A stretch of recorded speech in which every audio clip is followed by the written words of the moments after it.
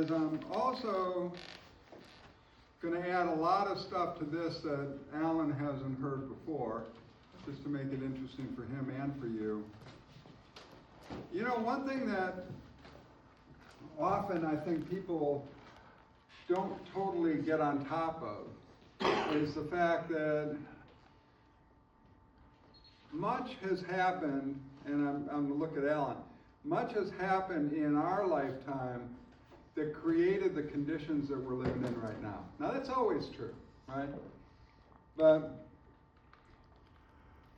when Alan was a young man, when I was a young man, you could not have told me in 1975, 1979, 1981, that certain things that were going to go on were going to massively change America and massively change our labor movement, right? You know, you began to see the importance of them, but much more importantly through a rearview mirror. You know, you get to the point where we are right now, it's like, holy crap, that's what that meant. Okay? That's what that meant. So, to talk about today, which I'm going to, in terms of all this, we have to go back, okay? And I'm not a lawyer, though I always joke I play one on television.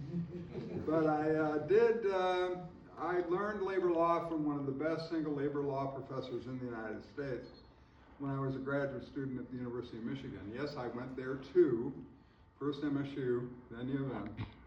But at U of M, I studied under a guy named Ted St. Antoine. And Ted literally wrote the book. So he, very famous labor law professor. And that automatically makes you a labor historian because of the fact that the history of the law is the history of our movement. Or more importantly, the history of our movement is the history of the law. So I'm going to go through some things that might seem so far away, so long ago, but they're not. They're not. And then I'm going to tell you some stuff that Alan hasn't heard yet about what was written into our law that makes us powerful. Okay? It makes us powerful. And certain things that you're going to hear from Diedick this afternoon, that in reality, all of the building blocks were put in place at various times in the lifetime of your parents, in the lifetime of me, in the lifetime of Alan. So, let's start. Back in the good old days, there was only one way to think of workers trying to organize unions. They were criminals. Now, a lot of the images that I use, I'm going to tell you about, and Alan wanted me to do a commercial for one thing I do on campus, and I'm going to give you my email address now. So here it comes. You can get me anytime you want me at beckj, B-E-C-K-J, at msu.edu.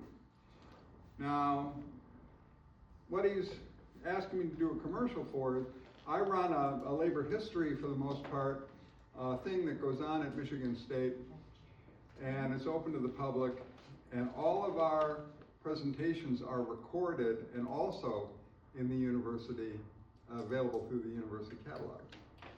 And it's called Our Daily Work, Our Daily Lives. It looks at the experience of working people and looks at it not only from the point of view of their history, but of their art, of their writing, of their plays, of their music, and so forth.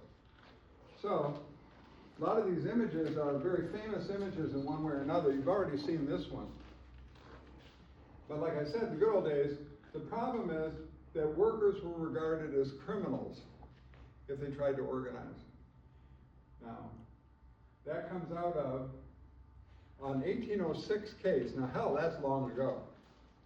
But in a case that was called the Philadelphia Cordwainers case, the court found against the workers and fined them for organizing since it was a conspiracy in restraint of trade.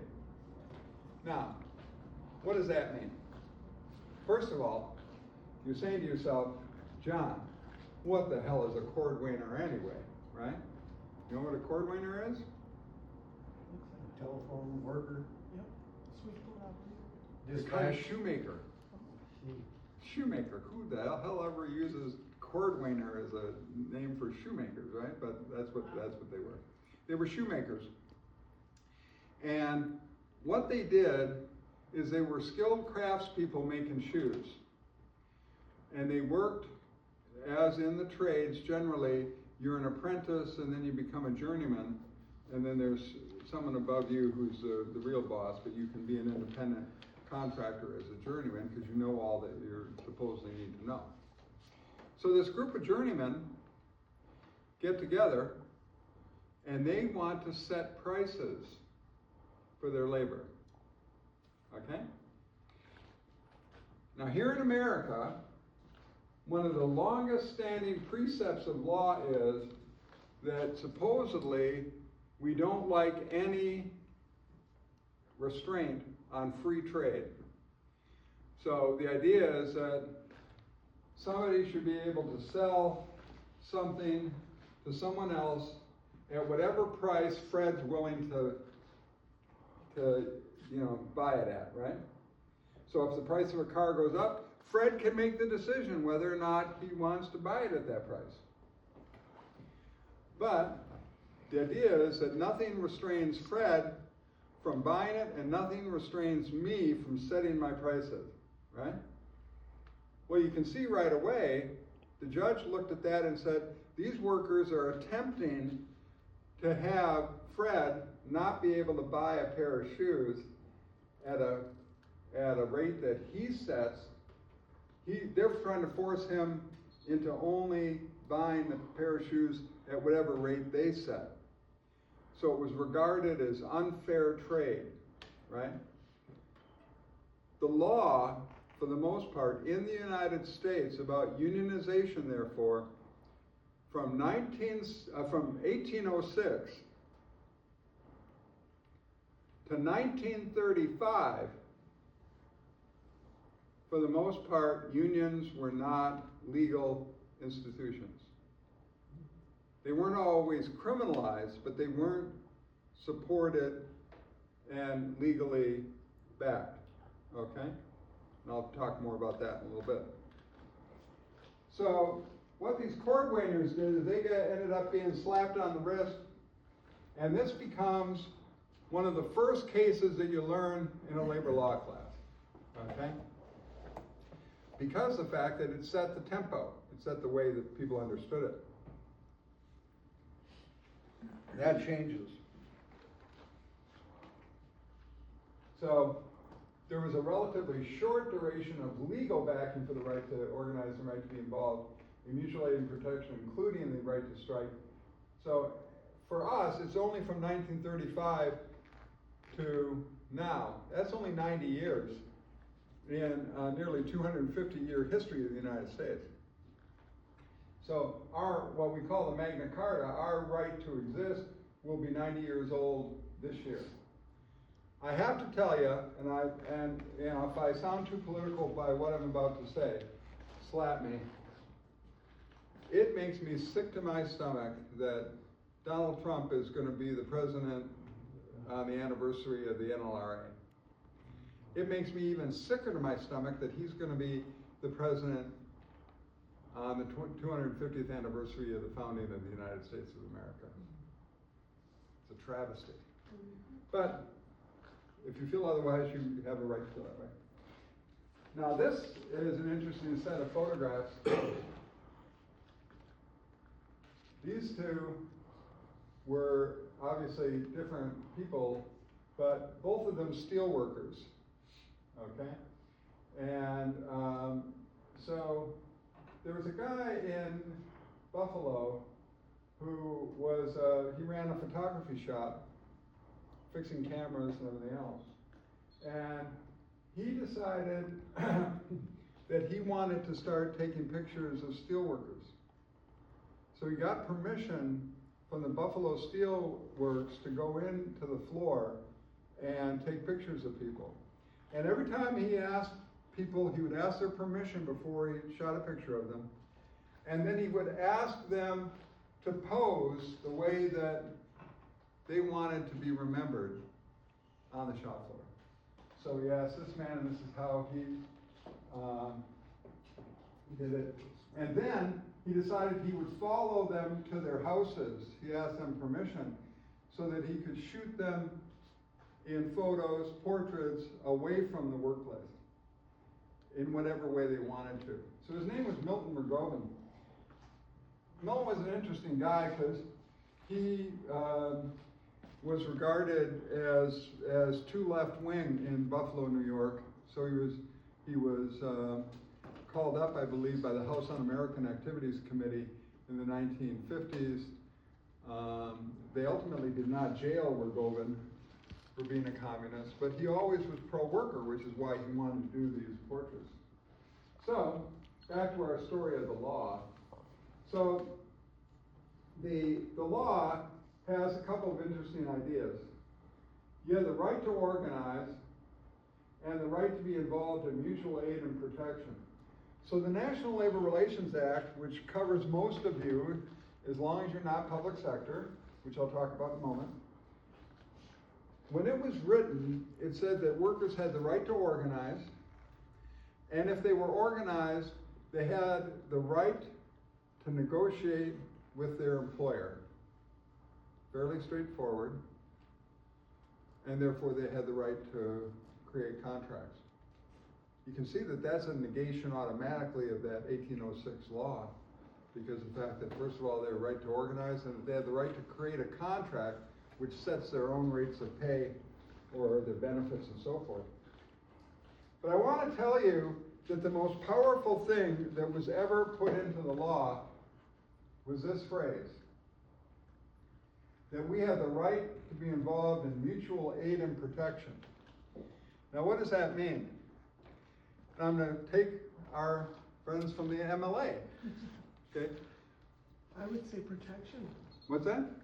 Protection for the work. Your protection comes from the fact that there are two of you in this effort rather than only one. The Lone Ranger dies in this movie. Just want you to know that. But the Lone Ranger and Tonto, get to head off on the horses into the sunset. Mutual means two or more. But that means that you don't have to have a union. If there are two of you in any workplace standing together and confronting an employer, you fall under the protection of the law. Where two of you go together, you are protected. Now, as you can imagine, without a union, it's a little hard to use your right? Because in fact, so if the boss fires you both, how do you take action? Well, you have the right to sue under the National Labor Relations Act. Will take years and everything else. Now, the problem with the act is when they wrote it, it was not self-enforcing. Okay? What that means is that the act was written in such a way that you have to get a judge to back up your rights. So the NLRB, National Labor Relations Board, does not have self-enforcement rights. In effect, if somebody says, screw you to the NLRB, the NLRB has to get a judge to find against those people. Okay? Now, it's unfortunate that the law is written in that fashion, I have to tell you. But mutual aid and protection, what this created in 1935 when the Wagner Act was passed, the Wagner Act told people for the first time that you can belong to a union. Now, a lot of people had already been organized for years, okay?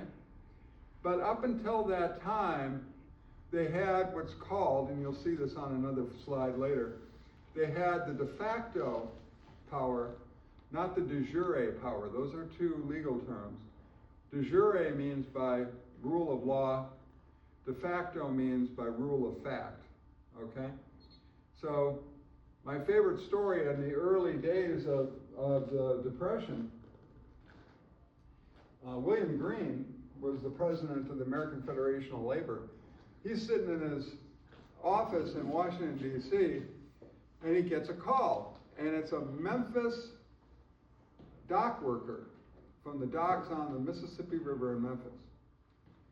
And the dock worker calls and says, Mr. Green, you have to send an organizer to Memphis because we dock workers need a union. And Green said, well, you know, it's going to take you a lot of time, or, you know, our people are very busy right now. He said, you know, they're going to organize you, and then ultimately you'll probably have to strike. And he said, whoa, Mr. Green, we already have 10,000 of us on strike. The docks are totally closed down. All we need is a union, okay? They had de facto organized. And what they wanted was de jure organization, right? So many times people have acted and have built strong unions even without a law. The industrial workers of the world did it throughout the early part of the century. The trades have done it forever. You know, from the 1850s forward, building trades and others like them, skilled workers have been in unions. But what happened in 1935 is all sorts of people who never before would have had the power to organize felt that they could organize. Little factories that had, you know, intolerable bosses, places where it just didn't seem they had, that the boss told them that they were a dime a dozen, and if you don't come in on Sunday, don't come in on Monday because she's going to take your place, right? That was the logic that they used. So 35 changed everything for private sector workers, because private sector workers, for the first time, had this idea that the federal government wants you to be a member of a union, okay? And had a whole group of amateurs, new people at the NLRB who had never had legal rights for workers before, and they had to create out of whole cloth a brand new agency to protect worker rights. By the way, stop me at any point. Some people got intentionally left out of the National Labor Relations Act. First group that got left out was farm workers. Second group that left out were domestics. Now those two were left out for a very specific reason. Okay? Very specific reason. The coalition that created the New Deal started in 1932 with Franklin Roosevelt was the Democratic Party. In the North, the Democratic Party were all big city progressives, like in New York, Chicago, Detroit. In the South, they're what we call Dixiecrats, because they weren't progressives. These are all the former slave-owning families who are running state governments in Alabama, Mississippi, Georgia, and the rest. For Roosevelt to be able to pass a lot of the legislation that he needed to pass to get the U.S. out of depression, including the National Labor Relations Act, he had to have Southern votes to get it. What's the largest group of kind of farm workers at that time that weren't on their own farms? Cotton sharecroppers in the South. And what did a lot of those same plantation owners have? Domestic servants. So the Southern Dixiecrats, the only way that they would allow the NLRA to pass with their backing was if you left out farm workers and you left out domestic servants. They're still out of the law today. The only place where it's legal to organize a worker in a farm worker union is California. Outside of that, it's all de facto. That is, you have to bring them into the union, and then you have to boycott, like we did for years, grapes, tomatoes, other kinds of crops, to make sure that the boss actually listens to his union, okay? But they got left out. So did public workers, which I'll talk about in a minute. I want to tell you why it was so important to Roosevelt to pass that NLRA. He decided that the easiest way to get the U.S. out of a recession, depression, was to make sure that working people had money to buy things. You know, if rich people have more money, the only thing that it increases is the cost of diamonds and gold, or it increases their bank accounts. When poor people get more money, they buy food, they buy cars, they buy other stuff. So Roosevelt understood that if you want to bring the U.S. out of depression, the only way you're going to do that is on the back of the working class, because they're the people that will bring us out of depression. What's the easiest way to make sure that poor people have money? Let them organize a union. And that's why the NLRA was passed. There's a very famous photograph, by the way, of Roosevelt supposedly signing the National Labor Relations Act. It's in every history book except for the fact that it's incorrect. That's him signing the Social Security Act, but a lot of times they use it as an example of him signing a bill. That's why Trump is doing everything with his Sharpie. Roosevelt didn't sign it in front of anyone from the press. He signed it at night in the Oval Office without a crowd. The reason being, it was controversial. Even though he thought it was important and it passed the Congress, there were still a lot of people that were leery of whether or not workers had the right to organize. But Roosevelt believed it. Now, he and others, though, thought it didn't make sense to have public sector workers organize.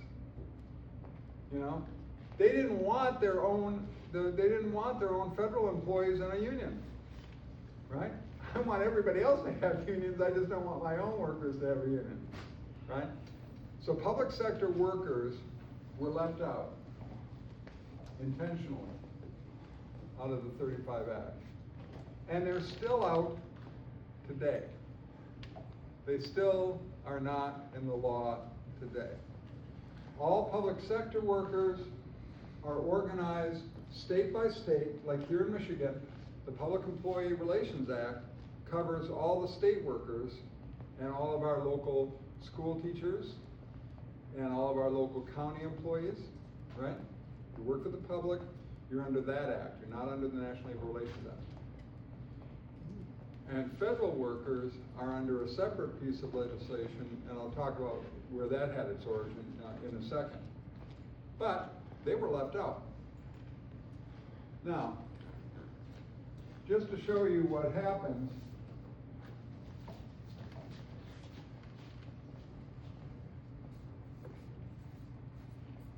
starting in 35, the labor movement went up and went up to 1955.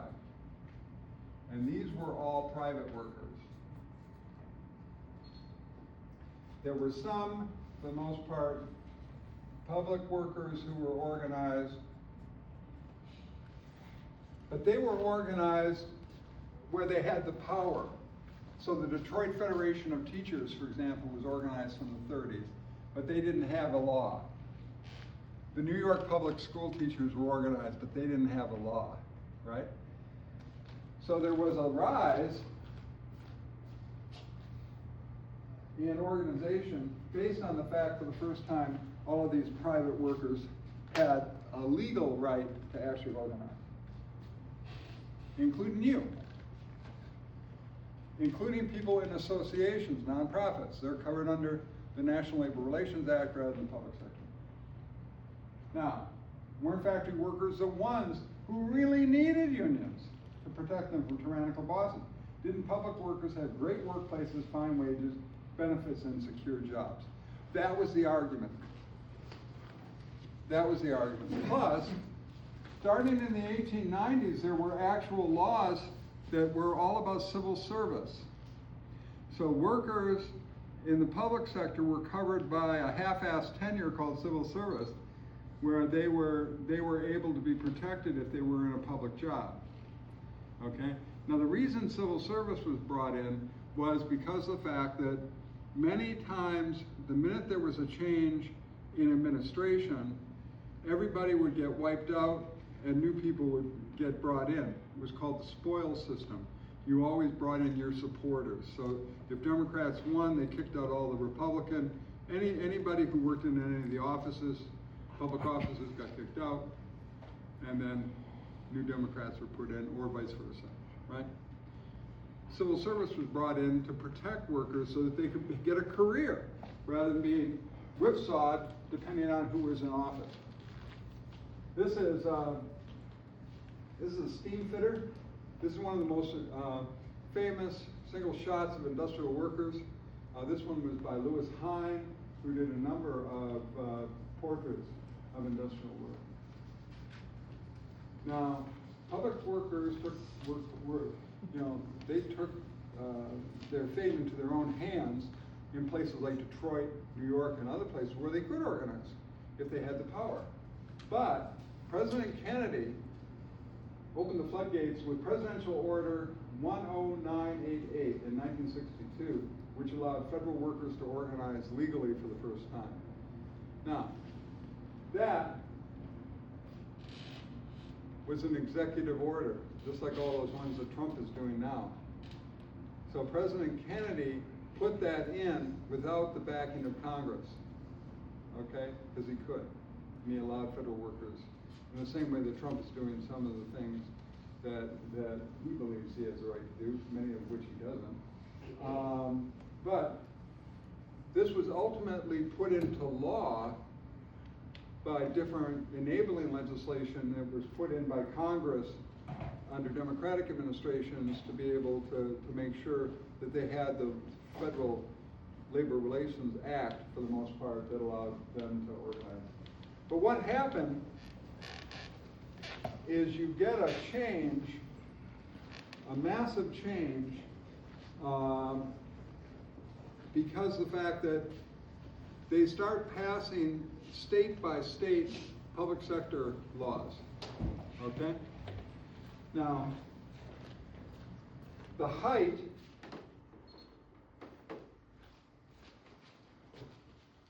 of unionization in the United States,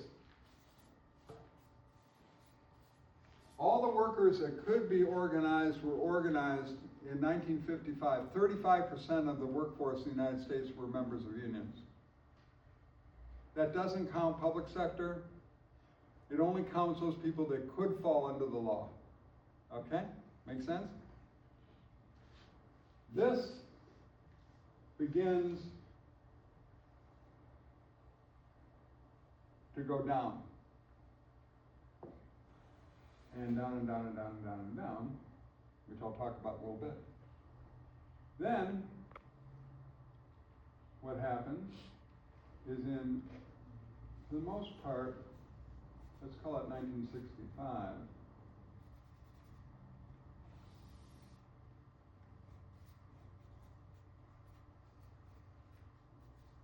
public sector workers start organizing. Here in Michigan, I remember it well because my physics teacher was the leader of our Michigan Education Association bargaining unit for the Escanaba Public Schools.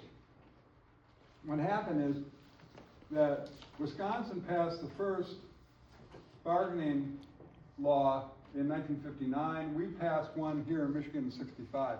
Suddenly, what happened is that when you have law on your side, it doesn't matter how little you are.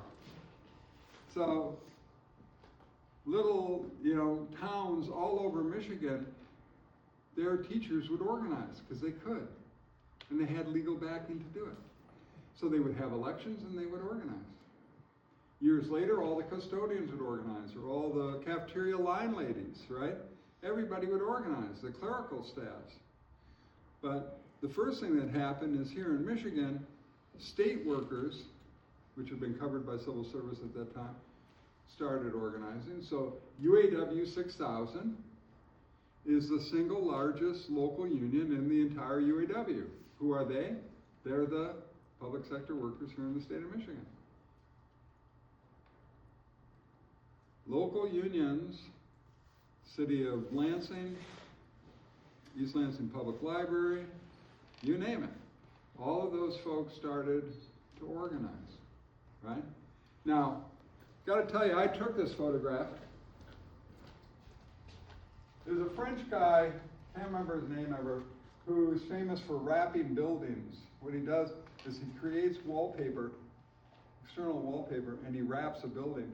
So in this case, he wrapped this building on 16th Street in Washington, D.C. with this photograph. This is a very famous photograph. This is a photograph of the 1968 Memphis public sector strike, garbage strike. And that's where Martin Luther King spoke on the behalf of the workers the day before he was shot. And King actually was part of this strike. This strike is known as the I Am a Man strike. And all these workers, that was their motto, that we too are men, right? Most of them, of course, African American in the city of Memphis. And by the way, this no longer looks this way. It's now a Mexican restaurant on 16th, and all of that covering was taken down. But the labor movement, as I've said in this one, and this is in your notes, had its highest density, that is percentage of the overall workforce, in 55, at the time of the merger of the AFL. And the golden era of American unions and their members really sits between 1955, for the most part, and 1975. And then three big events from 1977 to 81 signal the end of that era. That happened in my life. Many of you were not born yet, but I can tell you that this changed America. That just that 3 or 4 year period, and I'm going to tell you why, because it is part of your now. It's what made a number of things possible. By the way, White Shirt Day, celebration by the workers of the UAW of the day that the Flint sit-down strike ended, and they always commemorate it by wearing white shirts, just like the supervisors do, right? Because they too are men, right, and women, in this case organized. So, let's look at that. And I have to tell you that all of us as historians all bought into this whole notion of the 50s and 60s being a golden age for workers. Now, what did that look like? What it looked like for a lot of us is unionized parents were able to send their kids to college. If the kid wanted to go to college, they were often able to do that. They were able to buy places up north. So a lot of people ended up with cottages, places that they could escape to during part of the hot summer. They ended up with more than one vehicle. Some people ended up being able to afford boats, right? So there are a number of things. There's a wonderful cartoon that shows a driveway full of a boat and a number of cars and an ATV and satellite dish and other stuff, and it says the man that dies with the most toys wins, you know, but not necessarily true. But what was true is that in the early 1950s, Walter Reuther signed a collective bargaining agreement with the Big Three that we often call the Treaty of Detroit. Now, what the Treaty of Detroit did, it created the modern UAW. And the modern UAW was based on the idea that if you had a labor agreement, you would attempt as much as possible to negotiate a new one without striking, and that for increases in wages and benefits, that workers would make sure that they made the factories productive. That was what the treaty was about, okay? So what did we get into? In many industries like mine, paper industry, when I was at national headquarters, I had a number of units where I was doing strike support, and they hadn't struck since they organized in the 1930s, and this is in the 1980s, right? So very, very long labor peace based on 3-year contracts, progress every year. That's why we often call it the golden era. Even though it wasn't necessarily a golden time.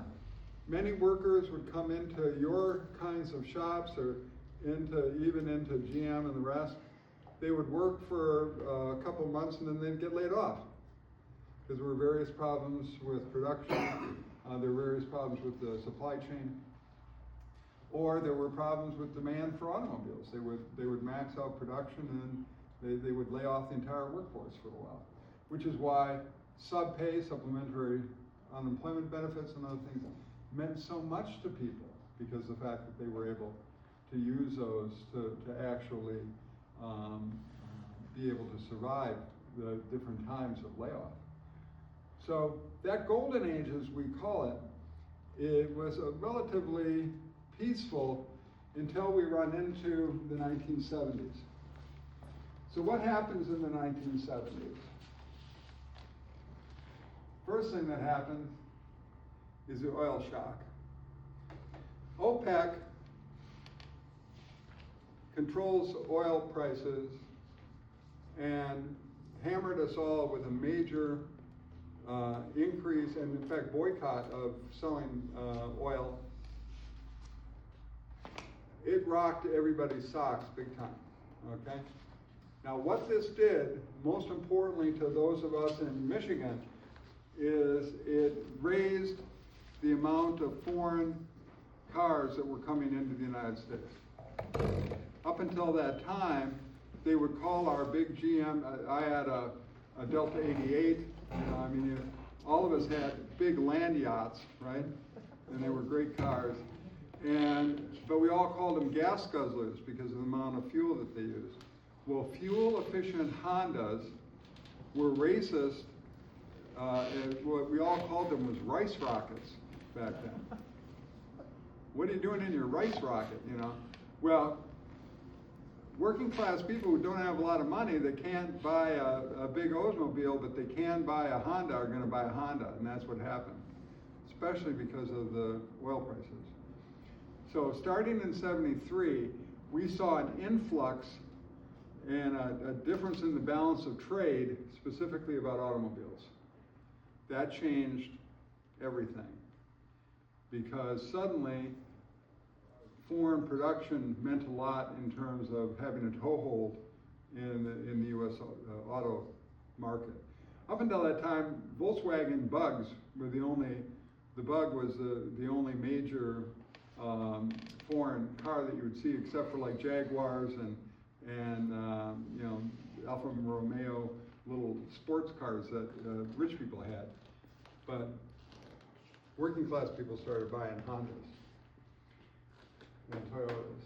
So that was really very important. This is a statue that we own in our collection at the MSU Museum. It's called I Did It for Walter. This is a shop steward, and it was made by a line worker named John Wasilewski from Detroit, who decided he would capture his shop steward in a statue. So then, what happened is once you saw things start to spiral down, it had an effect on basic industries besides auto, specifically steel. So steel production started going overseas, and what we saw was the closure of American steel mills south of Detroit, Gary, Indiana, Buffalo, New York, Cleveland, Ohio, and Chicago. All of those different primary mills started closing. I'm from Gary, Indiana. My mom was in steel mills. We ended up moving here in '86 because she was getting out of that job and GM hired her as a skilled trade electrician.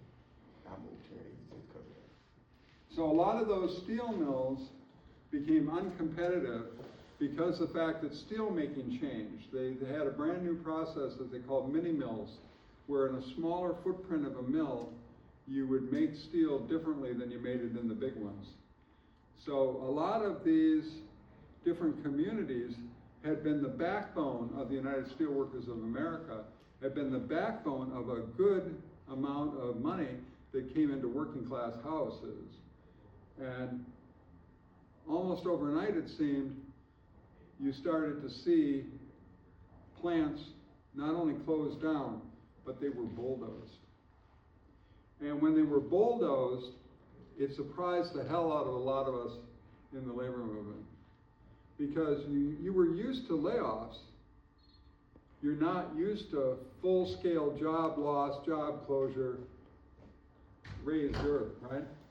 So there was a famous steel furnace called Betsy No. 9. Betsy No. 9 was closed down in Youngstown, Ohio. One of the most iconic photographs in the history of deindustrialization is Betsy No. 9 being exploded from within. You see just the entire furnace just going down. And so what you had is, starting in '73, you get the oil shock, incursion of foreign goods. Then Youngstown Sheet and Tube announces its closure as an entire company in September of '77. And then, this is during, you might remember, Jimmy Carter's president, right? 1979, for the first time ever,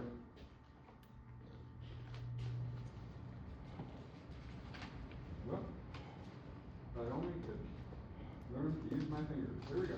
There we go. So in 1979, wages, which have been going up, but not necessarily by that degree. But what happened is, in '79, they flatlined. And for the most part, they flatlined into even right now. Okay? What that means is real wages are your buying power. That is, how much you get in wages versus inflation and cost of goods, right? So,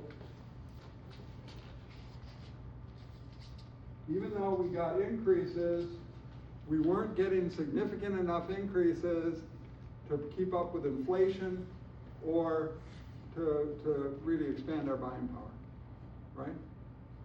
So that's what happened starting in '79. And that continues today, okay? So as they keep on talking about accumulating wealth in America, the people at the top have the majority of the wealth in America is held in the 1%. And every year, money makes money.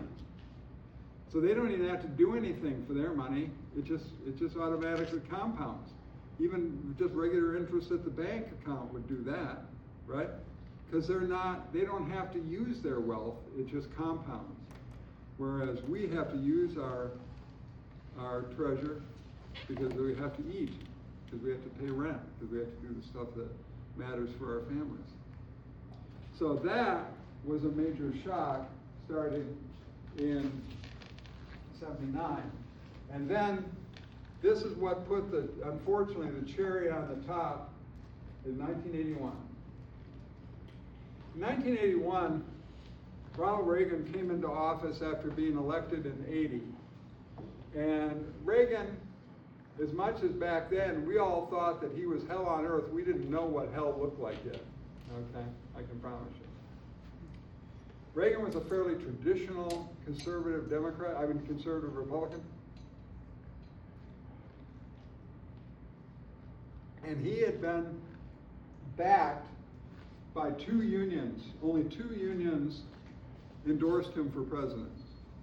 The Teamsters and the Professional Air Traffic Controllers Organization, PATCO. PATCO are the people who organize the air traffic controllers who are keeping our skies safe, right? So they backed Reagan, and they believed, since they had backed Reagan, that they would get his backing in negotiation when they negotiated. So they were in negotiation, and they go out on strike. There's an argument about this historically as to whether or not he changed what he was doing with the air traffic controllers, or whether or not he actually always believed that they shouldn't have that they shouldn't be supported. So they did not have the right to strike. I just want to be clear about this. They did not have the right to strike. They went on strike. He, because of the fact that they were air traffic controllers, basically said, you have to go back to work. Because they were all federal employees. They said, no, we're staying out on strike. At that point, a couple things happened. And you should see anytime you want to go back and watch the YouTube videos of this, or watch the photos. I don't have the photos right with me.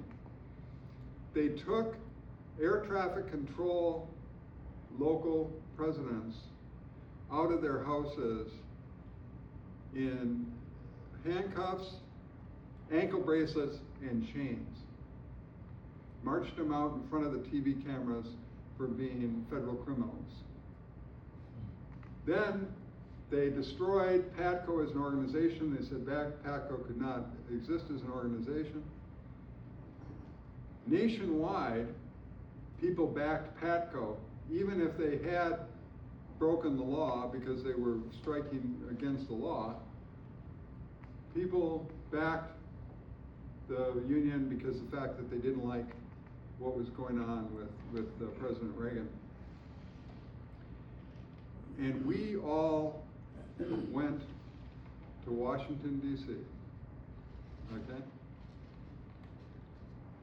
We all went to Solidarity Day, national one-day march on Washington. 750,000 union people and their supporters marched on Washington in support of PATCO. I was there, okay? It was an awesome thing. And someone just today on one of my feeds was saying, we need another Solidarity Day. Indeed we do, right? It was really quite incredible. Now, what you have is a situation that private sector employers looked at each other and they looked at their lawyers and they say, damn, I wish we could fire our strikers. And their lawyers looked at them and said, well, you sort of can. You have the right to fire strikers. And they said, no, it says right in the law you can't fire strikers. And they said, you're reading it wrong. There was a decision in a thing called Mackey Radio.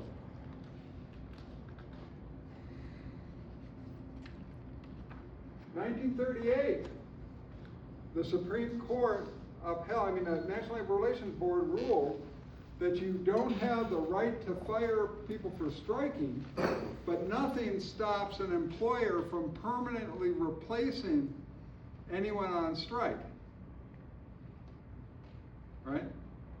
What that means is that if you go out on strike, Fred's on strike, and I can say to Fred, either come back to work or I'm putting Michelle in your place. And he said, I'm not coming back to work. And I say, fine, you're permanently replaced by Michelle. Now, you're already bright. So you look at this and say, wait a second. You don't have the right to fire a striker, but if I'm permanently replaced, it feels like I've been fired. And the answer is, you're right. But from 1938 until 1981, hardly anyone ever did it. Because nobody wanted a reputation for filling a workplace full of scabs. Nobody wanted a reputation as a union buster. But they just had the President of the United States do it, so we might as well do it too. And that's exactly what happened in the 1980s. In the 1980s, if workers went on strike, there was a high likelihood that their employer was going to permanently replace them. Not fire them, permanently replace them. And there were a lot of people out of jobs. So there were people looking to take my job if I allowed them to do that by going out on strike. In my industry, in the paper industry, the first time we faced scabs was in 1983 in a little town called Crossett, Arkansas. Crossett, Arkansas, scabs came into a Georgia Pacific mill and basically busted the union. Ultimately, we got union rights back, but you can imagine what that does to your local. So we said, Southern problem. You know how those Southerners are. Then, up in Maine, Boise Cascade fills an entire mill full of permanent replacement scabs in Maine, of all places, and we knew we had a problem. The following year, I ended up at headquarters, and we went on strike in 3 locations of International Paper after being locked out at a 4th, and 3 of those local unions were destroyed by scabs. We lost about 3,000 workers across those 3 locations. You can't permanently replace a worker if he or she is locked out, because that's an employer action. You can only be permanently replaced if you are on strike. So that changed everything. So what we saw throughout the 80s, I watched it at headquarters. The amount of strikes in our industry, one year we only had 3 strikes of workplaces over 100 people. Only 3. And so what you had was massive concession bargaining that went on. Now, why do you think that what's happened in UAW contracts has been so important in recent note? Is because it's trying to bring back all the concessions that have been taken by employers during the 80s and 90s. So that's why people have been struggling so hard, is to even come back up to where they were, right? So what you had is all of these things together, in effect, created the situation where we find ourselves today. Number 1, a deindustrialized United States that Donald Trump is correct in saying we need to reindustrialize. He's incorrect in using tariffs to do it, because he's going to destroy us before he saves us. Second thing, I think that we're in a globalized economy and it's here to stay. There's just no way that you're going to, too many supply chains go back and forth, for example, across the U.S.-Canadian or U.S.-Mexican border. A part goes to Canada, then it comes back with things welded onto it, then it goes back to Canada, then it comes back later as part of a sub-assembly and so forth. Second thing that happened, so we had massive deindustrialization. We had massive concession bargaining that went on that created downsized a lot of unions. Our percentage of actual unionization has continued to drop, very much so. And let's look at what happened in the public sector. So public sector was always thought to be a great job, okay? But as cities and states started to deal with deindustrialization, there wasn't enough money to go into the public sector. So they started getting rid of public sector jobs. Or they started concession bargaining within the public sector, okay? So all of that stuff happened. Privatization was thought about not only by Donald Trump, but by others. You know, it used to be said by Governor England when he was governor that private can always do it better. Well, that's not true. And number two, they always do it with a profit margin. So obviously they're not going to do it cheaper. They're just not, right? And caring professions were always thought to be lower paid because they were women's work, right? If you were a nurse or if you were a teacher, oh, that's women's work, so they should not get money. Poverty's good for you. Now, public sector workers are convenient targets, and today more than ever. The Trump administration is doing unprecedented things and doing them at an unprecedented rate. I mean, it's amazing how bad it's been. Because of the fact that they are assuming that all this work doesn't need to happen. So they're just ripping the guts right out of the federal workforce. And so right now, only 6% of the United States workers in the private sector are organized. Only 6%. Compare that to 1955 when we had 35%. Only 6%. But 32% of the public sector is organized. And you put those two together, and that means that 10% of our possible people who could be organized in the United States are. Okay? This year, it's pretty much the same as last year, but it's been on a straight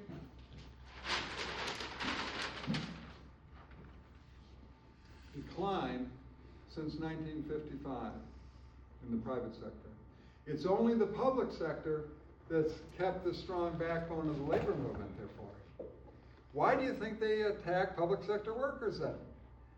Because that's where the power is. The Obama administration, in the top 10 money sources going into that election, the Obama first election, of the top 10, 7 were labor organizations in the public sector. National Education Association, SEIU, AFSCME, and a number of others. Because they realize where the butter is on their bread, right?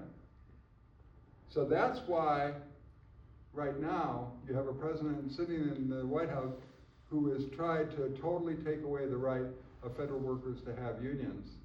Because AFSCME and NTEU and the others are a pain in the butt for him, and he just wants unionization gone. Even though he claimed to be someone that was going to be the workers' friend. Now, I'm going to get past that. Oh, I'll just, yeah, so right now, it's still a question because of the fact that what happened is that as private sector wages and benefits went down, public sector wages and benefits, even if they stayed the same, were higher, right? So if they were higher, then suddenly private sector workers who have less money are being told by opponents of both the public sector and of unions, well guys, you know what? These guys are stealing your tax dollars, and you know, we can give you your tax dollars back. Naturally, the ones who get the tax breaks are the zillionaires, not necessarily even right? or not much of one. This is the lobby of the administration building at Michigan State. This quilt was created after the Oklahoma City bombing of the Murrow building, the federal building. The AFG National Office asked people to make individual quilt blocks for each of the public sector workers that were killed. So we borrowed this quilt from the American Federation of Government Employees, and we put it on display at Michigan State University in the lobby of our administration building. The president of AFG, Bobby Harnage, came to dedicate our exhibit. It ultimately came down, but then it was supposed to go into the federal building, the new federal building in Oklahoma City. For some reason it never did, and it ended up underneath a conference table in a cardboard box at AFG headquarters. And I happened to be talking to their education director, and I said, oh yeah, I assume the quilt is now in Oklahoma City, and she said, no, it's in our conference room. And then she said these prophetic words. She said, do you want it? And I said, what? And she said, you were one of the only places to exhibit it. Would Michigan State University want the quilt for your collection? Just so happens, MSU has one of the largest quilt collections in the world, is in our museum. So, that quilt was given by the American Federation of Government Employees to Michigan State University, and we now own the Oklahoma City Memorial Quilt. And it's going to go on exhibit this fall in honor of the anniversary of the Murrow building destruction. Now, many of these individual blocks were made by a quilter in Iron Mountain who heard about the quilt project, and she did, I think, 9 or 10 of the quilt blocks were done by her in honor of the people killed. And she wasn't even a union member of AFG. She just thought that it was something that needed to be done. So, that's coming up again. Now, let me do, any questions on any of this? I mean, this has been a run through the roses, folks, so I know that it's fairly fast. Questions or comments on any of this? Is this all new to you, or does it make sense in terms of what we all have been going through? Right? Once you put it in that rearview mirror, it begins to make sense looking back, right?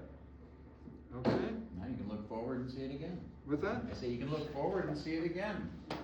Well, that's my next slide, oddly enough.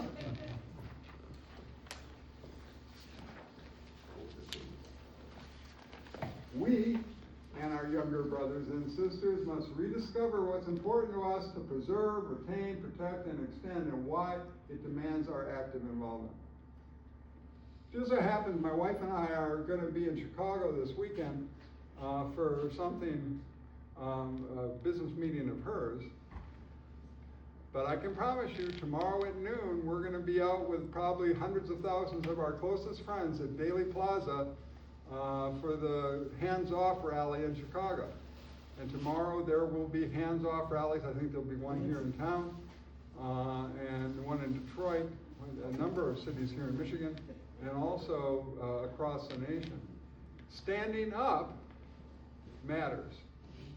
Standing together matters even more, okay? So, workers can organize with or without the backing of law. Much of my time at the paper workers was teaching people how not to strike. I had a job that I taught them not to strike, because if we struck, we were going to be scabbed. So instead, I taught them how to home picket. I taught them how to picket. I taught them how to rally. I taught them how to do a number of things on the shop floor to drive the boss absolutely crazy, because it was the only way that we were going to be able to not give in to the boss. You had to still organize, you just had to find a way, right? Every which way but loose, as the old phrase goes. Now, we've been up and down before, and we can be up or down again. Henry Ford once said, if you think you're right or you think you're wrong, you're right. Right? So it's really up to you. We've been here before. We can make decisions about our own lives as to what we want to do with our future. It's in our hands now. People just like you carried those flags in Calumet. People just like you parked those cars and walked away from them on Capitol Avenue during the Lansing Labor Holiday. People just like you and me have done it. And workplaces and lives of all of us who are really works in progress. They're always going to change, they're always going to be different, but we get to steer the car too. And we have to make sure we do that. And last slide. This looks like you. This happens to be a meeting of an organizing committee that was caught in a painting by a wonderful labor painter named Ralph Fasanella. Ralph Fasanella had been an organizer for the United Electrical Workers. He fought in the Abraham Lincoln Brigade in the honor of Republican Spain against Franco.